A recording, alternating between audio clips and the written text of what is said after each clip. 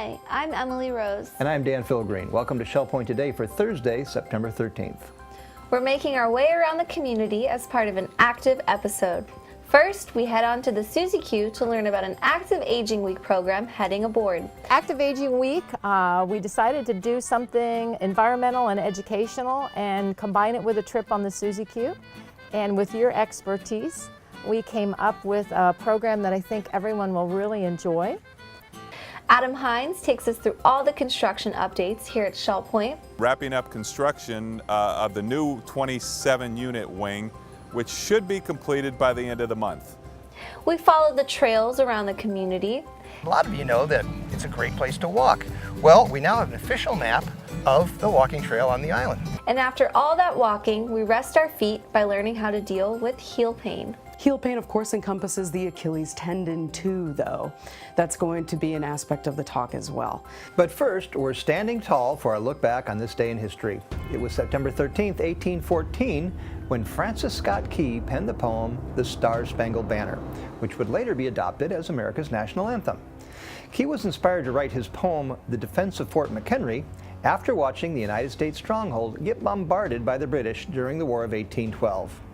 A U.S. flag waving the following morning reflected the famous lines, "And the rocket's red glare, the bombs bursting in air, gave proof through the night that our flag was still there." Music was added, and in 1916, President Woodrow Wilson announced that it should be played at all official events. In 1931, the Star-Spangled Banner was adopted as the official national anthem. Fun fact, that original flag that flew over Fort McHenry survived the war and currently resides at the Smithsonian Museum of American History. You can experience a different kind of history today at 1 p.m. in the Grand Cypress Room by attending a resounding one-woman performance courtesy of Janina Bertolo. She'll be bringing her show, Ghosts of the Desert, to the Woodlands. Bertolo will morph into legendary rebel Gertrude Bell, learn how the former British socialite fell in love with the Middle East and helped transform the region as both an adventurer and spy for British intelligence. The impact she left behind is unbridled, so make sure you are in attendance to witness this unique stage performance. Also happening today is the three-stop presentation from Isings Travel. Jeannie Velman is hitting the road and cruising around the Shell Point campus to showcase some of the amazing destinations that await you. At 10:30, Jeannie kicks things off in the social center of the island.